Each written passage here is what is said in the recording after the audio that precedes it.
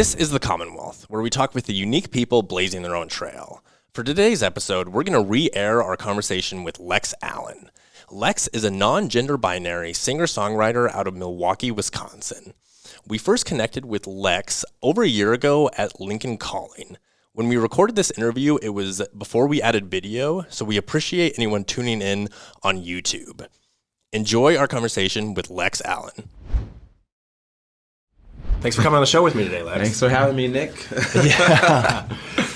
So to start with, who would you say your music is most like? Nobody's. Yeah. No, I would say I come from a really influential family, just music-wise. We were just all listening to everything. When you come from a family of 11 people, you're bound to have a lot of crossover. So, brother was into dance hall music, like Bob Marley, fucking Aretha Franklin, Patsy Cline, Johnny Cash, all of it was in my house. So I feel like my music is a combination of my life experiences. So when people compare you to Prince, do you see the... Because yeah. So Lex and I met yesterday. I helped plan Lincoln Calling, and Lincoln Calling last minute had me pick up an artist from the airport, and it was Lex. We hit it off on the drive home. We hung out last night. We are hanging out after the show. As soon as I saw you walk out of the terminal, I was like, this guy looks like Prince. Oh my god! And then I was doing research, and there's other like critics and people who write about your music give the Prince. Yeah, I mean, I love it. Prince is, he's the top tier, when I think of freedom and freedom of expression and an artist, I think of Prince, and I think that's where people get the comparison, because I just, it was a learning process, to be myself, but I'm a very free artist. I'm very outspoken when it comes to things, and I'm just I just kind of don't give a fuck anymore, so I can see the comparison with Prince, just the onstage, attire, I'm very masculine, feminine, and I feel if people are saying that, then I love it, because I love me some Prince, and I'm appreciative and grateful for the comparison. So when did you start creating music? Well, I the typical story, everybody, I started in a church, and then but I started singing at church. We used to always do our buses, our church would bus us in, so we'd all sing these church hymns on the bus, and I was always loved that, and I always had a really passionate love for music. I was obsessed with Whitney Houston, and so for me I just being singing with the radio, singing at a very young age. I didn't really start getting into it until I got into choir at church, high school. And then when I was 19, I put out my first song called Sorry. And if you look on YouTube, I'm sorry that you have to listen to that. No, I'm kidding. But it got really great responses from people. And then I just kind of kept at it, and I've been at it for almost 9-10 years now, and just doing it full time, being a full time artist, and so it's been wild. You mentioned your large family. Mm-hmm. How many brothers and sisters did you have, and are you youngest, oldest? I'm 11 siblings, and then I'm in the middle, so I like to keep shit together, if you will. And is your whole family artistic? In a way, yeah. So my oldest brother of us, he's a DJ. He works with I think he's still with Native Instruments. So he was just always the one with the best music in the house, and the vinyl, and you go to his house in the basement, has this DJ set up. So you're like, what's this? What's new? You can go when CDs were a thing. He had this huge collection of CDs, so I would go work for him and organize his collections and stuff. So you always listen to some crazy dope music. So he was one of the ones that really got me into music. My oldest sister, she's a poet, or not my oldest sister. My youngest sister is a poet, writer. She's also a bodybuilder. She trains and just she's wild. Basketball. It's just everyone is in their own little lane. And it's kind of crazy to even think about. Every time someone asks me a question, I just think about my family. It's damn, we all do some really weird shit. But yeah, so it's mostly me, my older brother, and everyone else just kind of does building. I mean, building is an art. So my brother's a carpenter. There's just a lot. There's just a lot that happens, and a lot that shifts in a huge family. Yeah, I can believe that. So when you were 19, you made that first. Sorry. Yes. Sorry. Yes. Yeah. How long did it take you to commit to doing this full time? A while, because like I was just like a little just like, is this something that I want to do? I was really into photography, so that was like my first like big passion and big love. So the music was kind of like just like a hobby. Like I would like download instrumentals from like YouTube and just like write. And I always knew I was like a really good writer. I would always write poetry and like short stories and all that fun stuff, but I didn't really take myself seriously in that until like people started, you get good feedback. You're just like, oh, like you're good. Like it's like, am I good? But the focus for me early on was like photography, like fashion photography. I would do like collections for people's homes, like minimalistic, like little collages and all that stuff. And I didn't really start taking music seriously until like I got into like my like early to mid like 20s. And then I was taking photos at this event and like doing photos and just kind of like being an observer of this band like Fresh Cut Collective in Milwaukee. And I was like, I want to be doing that. I was like, I want to be on stage. And then the next year I was on stage with them. And then we formed a new collective, New Age Narcissism. So it's like kind of manifesting like my like I really want to be doing that shit. And when you really set your intentions to something, like just like your body and your mind subconsciously like moves you towards that. Cause like I was like, I don't want to be shooting shows anymore. Like I've always wanted to be on stage, and I was like being a shadow artist to people who were performing and that's why I was taking their photos. I feel like I want to be doing what they're doing. So this is my being close to them and like doing the photos and letting that artistic self out and like blocking my musical side, which I was always like in love with, but kind of like scared to do because people told me, oh, you can't sing, you can't do this. Like I had people tell me that, and it was like really discouraging. And now it's like my full-time job. And those people who told me like, oh, you can't sing, are like, oh my God, like I knew you'd make it. Like I was like, no, you didn't. Like I was recently like with one of my friend's parents, and she was one of the ones that'd be like, she was like, I just thought that you just couldn't do it. Like and then she was like, you were singing at my one of my friends' children passed away, and then I sang at the funeral, and then she was like, there was like the first time that I was like, oh my God, like you can actually like sing. And I was like, yeah. She was like, but she like came around, she was like, I'm really proud of you that you kept at it. And so it's like, that was for me, is like never listen to anyone, because sometimes it's like their doubts that they didn't make come true being projected onto you. Yeah. So you kind of just have to listen to yourself, and like, because like someone else's story, they put it on. Like everyone does that. Like, oh, I remember one time. Any story you tell someone, like, oh, I remember one time I did something like that and this all went wrong, and they try to like discourage you from doing it. You're like, well, shit, that's your experience, and that might just be it for you. Yeah.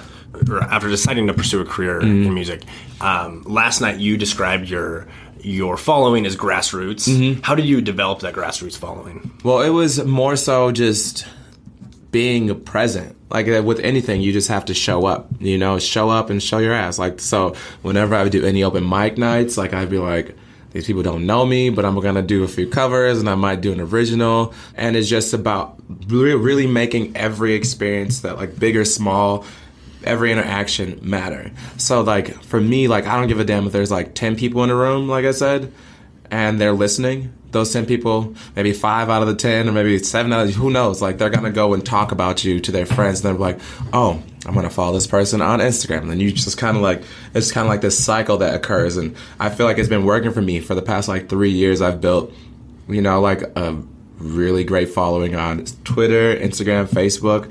And it's just really about like being personable and being authentic as you can be, and as authentic as you want to share yourself. Like, and I felt the more that I like shared who I was, like my troubles that I'm going through as an artist, like, the great things that are happening as an artist, inviting people places, like those are the things that make lifetime fans. And those are the people that are going to be like at every damn show. They're like people who are at every one of my shows, like that have been coming since like the beginning. So, there's just something about authenticity that makes the grassroots movement a bit more authentic in terms of like having a solid fan base who actually like believes in you, rather than just like some one-off show or some like boost in your social media, like by that stuff doesn't matter in the long run. Like you can have 1 million plays on Spotify, but no one's coming to your shows, and I feel like that's a telltale sign of like authenticity, and like people who actually like don't just like a song, they like you as a person, you as a whole. So that's that's been my little grassroots secrets. Just be your damn self and like be open and non-judgmental and like I said, I have like people on all sides. Like I have Democrats, Republicans, gays, straight, black, white, like older. Like my demographic is literally probably from like 18 to like 65-year-olds. Like it's like expansive, it's because they see me, they don't see like anything else. And I think that's really important when developing yourself as an artist and becoming you and having something real. Because like I liked Prince because he was real. I like Whitney Houston because she said what the hell she wanted to say. I like Adele because she's very outspoken and she will tell you what she feels. I loved Amy Winehouse, rest her soul, for her authenticity. And it's like those artists that like you see the realness in them. And it's like sometimes you're like, damn, I wish I could be that real. So you just like I said, it's like shadow artists. Like you're around these people because you want that energy and you want to be kind of doing what they're doing. But you would just be like, I'm just going to stand to the side and like be next to them. How do you ensure you always execute on that realness? I just like wake up into myself. Like I wake up, I put my hair wrap on. I wake up and I like go online. I'll post a pic. It's just like I just really have made the dedication to like not let anyone's personal experiences become mine. And I think that's like the biggest thing because I've been in relationships where they kind of were just like, oh shit, like your music sucks, all this, blah blah blah. I'm like, well, you don't really believe that because I don't believe that, and I don't really care if you think I suck or not, because I feel like I don't, and I'm not gonna like let those words dictate like my progression. And the thing about like staying real and authentic is knowing who you are and researching and reading up about who you want to be and the things that you want to change about yourself and the growth that you want to make. Because my mentality is like, be less shitty than I was yesterday. And that's how I keep myself in check. Like, oh, I failed at that, but like I'm going to be less shitty at it because of that failure. And I'm going to become a better person because of it. A better, less shitty person, if that makes sense. Yeah. So when you went around and started performing at these open mic nights and getting these gigs, did you stay in Milwaukee? I would do Milwaukee, like when my friends would be in Madison, like we'd do Madison. I would go to like house parties, like anybody that would just like let my ass up on stage, just like, let me say what I have to say through my music. But it was just like going to like friends' open mics and then like having a friend be like, oh, I'm doing this show. I'm like, can you do this cover with me? And it just kind of like trickled in that, it's like I didn't jump in it all by myself. Like it was like, Roxy Bean, who's in Milwaukee, she's fucking amazing. She was like an early mentor of mine. She's an amazing voice. And she'd be like, oh, I have this show, like come and sing this Kings of Leon song with me. Come and sing like this Britney Spears song with me. And like, we would just do that. And like Desi Brown, like that was one of the first people that I actually started writing with in Milwaukee. And it was just like those experiences like gave me confidence to like get up on stage and do it myself.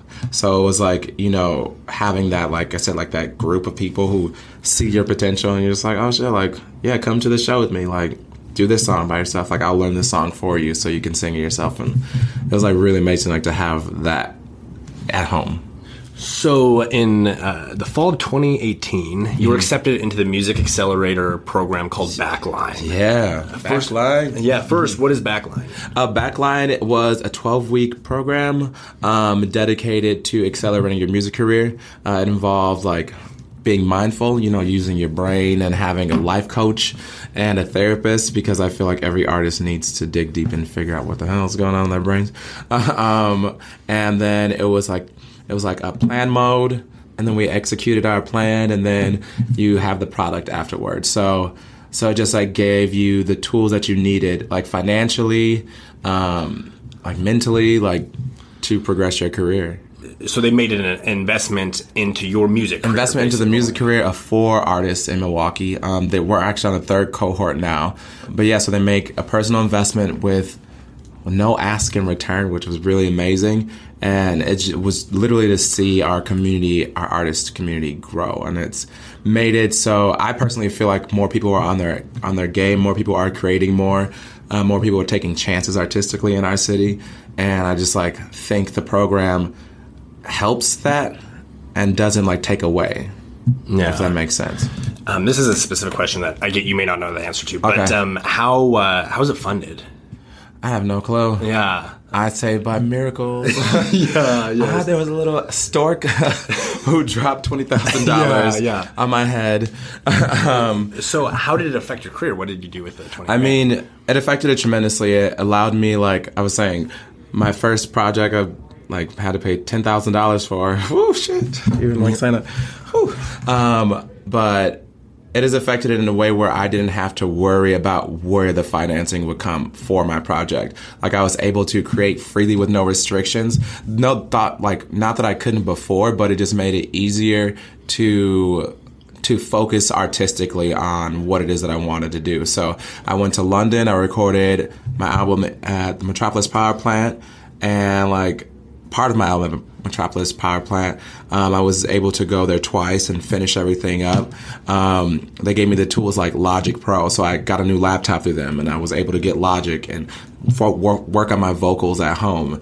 I was able to go to New York, sit with Paradigm agents and Sony, all this stuff. We were given the tools that you would need to progress yourself, and you have access to people that you not normally would have had access to, and it's not like everyone would want to be a part of something like this, but I just feel like it was very important to be a part of this, and it was really awesome to be a part of the first round, because you get to go through all where this is all new for everybody kind of situation. It's what is happening? And so you're in a house it was almost like the real world to me, just being in a house with I knew 3 of the 4 artists beforehand, so we all had a rapport. And it was just you're with your project manager, and so you're learning new people skills. You're just learning how to travel, make sure you're on time for these meetings, because these people don't play. Their time is very important to them. And it just made me very accountable for what I wanted my career to look like. So you just traveling, resources. But I feel the big part of it, for me personally, was having a group of artists that we're all talking about our real problems in our artistic world, and not people on the outside will normally know about, because it's our 24/7 job. And for someone who has a regular 9 to 5 looking into what we're doing, they just think they're having all the fun in the world. No. They don't see the struggles of you sleeping on your friend's couch for 3 months. They don't see I need to pay my phone bill, but I need to pay for studio time. I'd rather pay for studio time to be distracted with my phone bill. It's just these decisions that you have to make, and they're often the right decisions. They're often not, but shit, if it's something that you're really passionate about, you will do anything and everything to make sure it comes to fruition, even when it involves failure. So when you're meeting with big label companies like Sony and Paradigm, what's that meeting like? How does it go? You sit, you play music, you play your music for them, and they give you feedback. They ask you, what do you want? And some people, I was wait, what? What do I want? That's a great question. It's just really personal. It's just, where do you see your career? What do you want to be doing with your career? And then when you just, when you're ready, you just, present your shit to them. The contacts that you make, you present it to them, that one-on-one kind of thing. And then they are honest with you. They're you need to get this up, you need to get this up, and then just send me work, send me what you have. And if they can help, they'll help, and if they can't, they're really honest with it. And it was this really isn't my field, I don't have, it's very sporadic, just the industry is fucking sporadic. It changes I feel every month something new is well, this is how you succeed now, and I truly don't believe there's any metric to success in the music realm.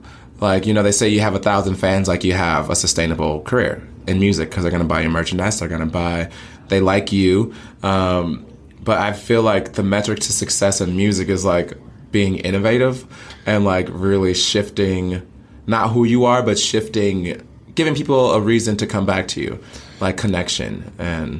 But that's how I feel people look at you, these meetings and all that stuff is just it's very different for everybody. Yeah. What they're looking for, what they're asking for of you. And at the end of the day, it's well, is that even what I want?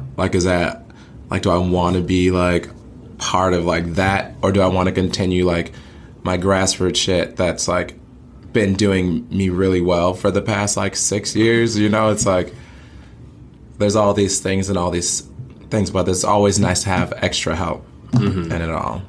So that studio in London, as I've gotten into podcasting, I've learned how valuable a nice studio is. Yeah. What was that like? Oh my God. I touched everything. I was like, who was here? just like, okay, just like rub everything. Yeah. Who else had been recorded there? Well, when we first walked in, you just see like a platinum record of Elton John, and you're just like, oh shit. It's just like okay, like Little Mix, like fucking Michael Jackson, like all these like greats, like Queen, like you know, you walk into a space like that with so much history, and like for me, that was personally one of the moments where I was like, I'm doing something right, you know, like I'm onto something, and I always like thank myself for not giving up, because there are days where I definitely were like, fuck, maybe I should get a job, like a real person job, and like figure this shit out. But it was, I would say, we're like $1 million worth of equipment in that place, and it was just everything you looked at was just like so nice. We had a runner. I've never had a runner in my studio ever. Just like, we just like, what do you need? I was like, food. Are you gonna go?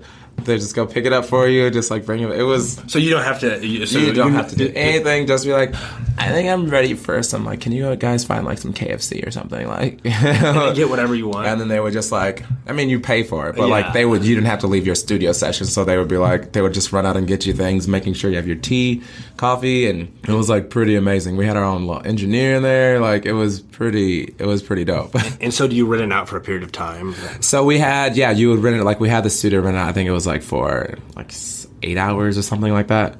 And you have your 8 hours to do whatever you need to do, like musically. Yeah, and how many songs did you get done in 8 hours? See, I'm a perfectionist, so we got about like, we started a few and then recorded one.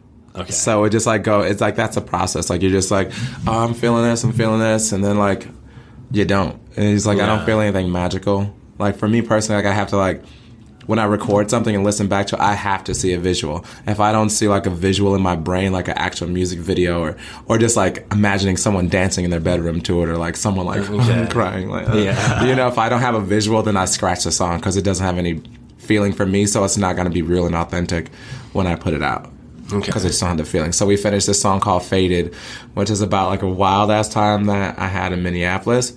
I was like roofied. It's not funny, but it's funny now, because it was like this was years ago. Were you all right when you were roofied? Like what? No, I woke up in a hospital, attached to a bed, and it was probably one of the worst times of my entire life. But now I can laugh at it.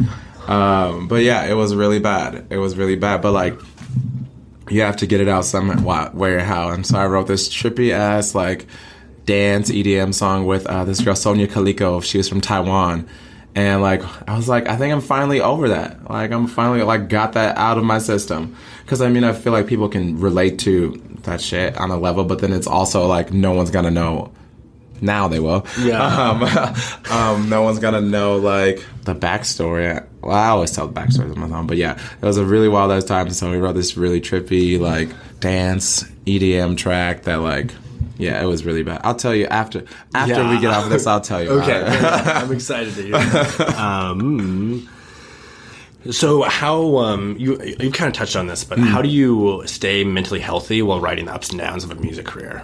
So like I take myself on artist dates.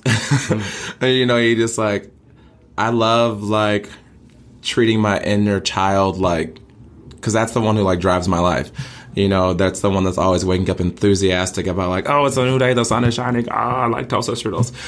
So like really giving my inner child like every day a chance to play and like come out and just like laugh at this silly shit and not take everything so seriously and not be so fearful about taking chances. I read a lot. Subtle Art of Not Giving a Fuck changed my life. It's a really amazing book if you guys have not read that. And you are an artist or anybody who just doesn't want to live their life by anybody else's like rules or like little roadblocks and safeguards for not failing and all that shit. The Artist's Way is another one, the book that opened my mind. Really broke down a lot of artist blocks that I had in my mind that I didn't even know existed still. And then just really being around and surrounding yourself with people who don't diminish what you desire in life. Not yes people. You know, you don't want to be surrounded by yes people, but you want to be surrounded by people who actually like see your growth and see where you see yourself. And sometimes it doesn't matter if they see where, it just like matters that you have an open ear to talk to, just like about anything, and it feels safe about it, and like be able to express yourself. And then I journal every fucking day. Like when you journal and like look back, like you see what's been on your mind and in your mind, and like where you have to like shift, be it like letting go of friends, letting go of bad habits that don't serve you anymore.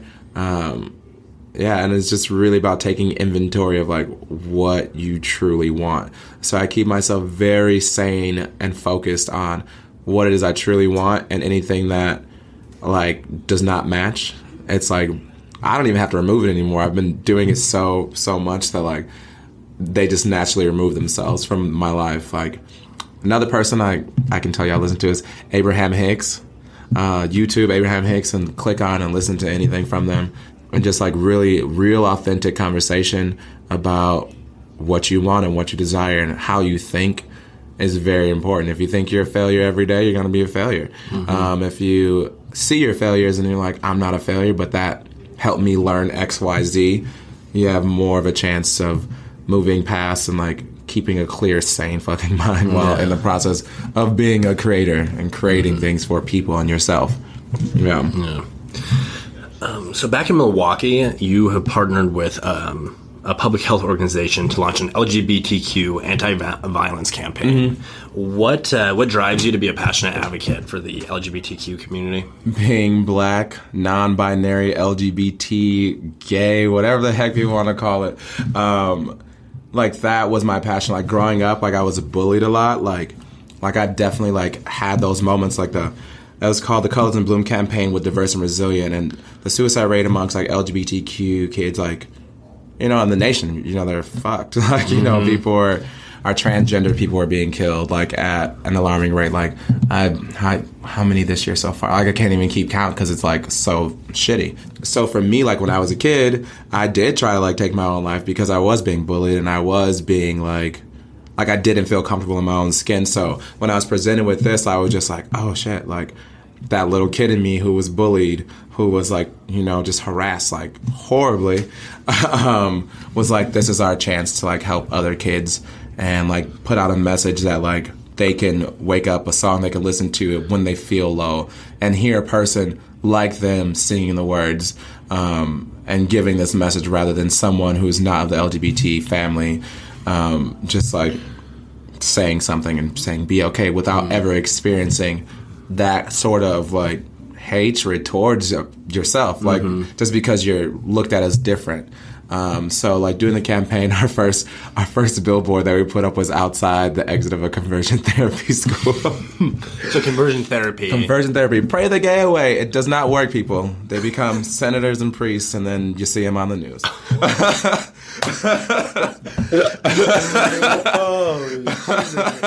Okay. The toe tappers. I don't know. I'll just, it's oh my god! Wait. Okay. Back to normal. Okay. Okay. A few follow-up questions. Yes. How do you identify in the LGBTQ plus? I'm non-binary, so I don't subscribe to a gender norm. I guess gender binary. So like male, female. I embrace all my energy, masculine and feminine. I was just like, I'm queer. I'm a queer individual. So that's how I identify. And yeah, it's been really, like I actually recently just opened up to like my non-binary lifestyle. Like, you know, I'm a person who, like I said, I'll walk out in like jeans and a track jacket, and then stilettos will be on my feet. I'm just like, oh shit, like those are nice shoes. Is this the definition of queer? Like, it's my definition of me. You know, it's just like I just can't. Like again, like I never speak for people because it's so different for everybody. Like sexuality and gender is so different. Like for people, I've like known people who like they've only been attracted to one guy in their life, and they're dated women their whole entire life. And like it's just like these little things that that are just like so complex. Like gender and sexuality are so complex. So for people when they try to like, well, you're this, or you're this, or you're supposed to be bisexual, or it's like no, there's so many shifts like within a person. Or like I've always known I was like queer. I've always known I liked guys. I've always known I like I didn't come out until I was like 19 because I was like bullied so hard, and I was like, let me get out of high school, and like maybe it'll be a little better. I was like, no, but I found my like people who accept me for who I am, and like being around them like just allows me to explore myself a bit more. So it's like you just have safety. But I like identify as, like I said, as non-binary, and I don't. They, them are just call me that, like kind of feel he, him, she, her, like just like, you know, whatever. But I'm definitely like they, them, or just call me by my name. Not plugging the movie. They just call me. It's a good movie. It's a great movie. I love the movie. But, or Lex. Like, I feel like it's easy to just call a person by their name. Like, then be like he, she, like, oh no, Lex. You can use a person's name in any instance. So, like, I'm just like, why not just call me who I am? And for example, like, up until this point, I hadn't used a male-female pronoun. Yeah. Like, it's pretty easy if you just, like, don't think about it too hard. At all. Can I ask you a personal question? So personal that we These can, have all been personal. Yeah. No, let's get it. Okay. Which bathroom do you use? Oh, I use both. Okay. Yeah, I use both. If they have, like, a non-gendered bathroom, then I'll use that one. Okay. Like, it just all depends on, like, how safe I feel in a space. Like, I was in Milwaukee, in this restaurant called Balzac, and I was standing outside the bathroom. I was like, and my friend went into the women's bathroom. I was like, I'm in, like, my heels and all this stuff. And I was like, I'd feel more comfortable, like, going into the women's restroom. And then, like, the owner of our manager, she's like, go. She's like, this place is open. Like, she's like, you don't have to worry about any of that. Like, and it felt, like, really good to be, like, acknowledged.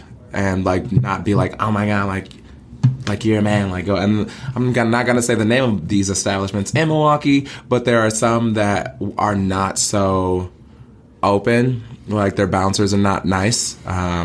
They just don't. They're just really just cisgendered, overly masculine men who are assholes. I'll just say that. But, yeah, so it's just nice to have allies and people who actually like get it and get you, and then it's shitty when people just see you as what they want to see you as because they have no capacity to see past their limitations. Yeah. I have, I guess, heard/read that like being a black member of this community can be even more challenging and difficult. Yeah. Is it, and why is it? And I mean, it is because we have, you know, you look back at our history when like a lot of people, like, so let's get real, like slavery times, like black men were like usually like raped, they were like all this shit. So we have like these stigmas in our brain, like it's just because of our history. And I can understand that, but I don't agree that's like what makes a person like LGBTQ. I understand like the racial stigma behind it, but I don't like really get why as we progress, like it's not much more like noticed and aware in our community. Like I would get picked on like by like a lot of like the black kids in our community. I got picked on by everybody, but it was more so in my own community, like my own African American community, that like was like, oh shit, like maybe I shouldn't like come out, or like maybe I need to like be less flamboyant, or. But then I'm just like, usually, I'm not even kidding you, a lot of those guys that made fun of me about being gay are like now gay themselves. So it's like often a lot of projection. But like, yeah, I've definitely felt discriminated against in my community. I feel discriminated against like in like any male form, that like ones that don't understand themselves are usually the ones that like fuck with you and like try to pick on you or like call you, you know, queer, or like that fag, or like any of that. Like those are usually the ones that like have some deep diving to do in their own like thing. And there's nothing wrong with that. I think it's just like there's so many things built up against them. With having to be super hyper masculine, because like that's how you're respected and that's how, you know, you're looked at as strong, rather than like I feel like I'm stronger than most because like I choose to like live my life out as I am like every day, and that's like very scary sometimes because you have people who really don't believe that it's a thing or it's allowed or like it's an abomination to like the sacredness of like masculinity. Just like, no, it's like, just because I like a guy does not mean that like I don't have masculine tendencies or feminine tendencies. I just choose to like use both. Like I choose to feel, I choose to emote.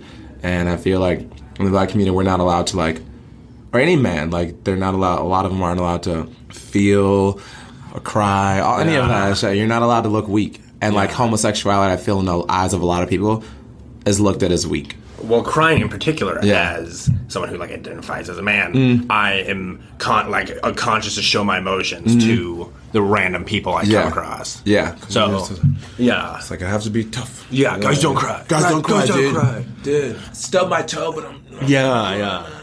It's like you just see the tear reverse back into the eye. Just like, I'm so masculine, my tears reverse, bro. Like, so that the album you talked about recording in London, when does it come out? So the first single comes out in November. Okay. So that's all I know right now. But it's going to be coming out sooner than later. Okay. So we have like the music video for Let Go coming out. And then the follow-up single that we recorded with All Pines from London, that's like going to be our first single. It's very like stolen love is what it's called, like Broken Man Stolen Love. And it's like about reclaiming yourself after a relationship and like just like kind of living again, I guess. Yeah. Like after being in something that was so shitty for so long. So that's like the first single off of Fancy Habits. That's what it's called. Like dealing with like peeling back the layers of life, the good, the bad, and like the in-between shit. Like it's really about being as transparent as possible. So I'm really excited for that. We put a lot of work into it. And then lastly, what advice do you have for an artist trying to make it big out of the Midwest? Be yourself.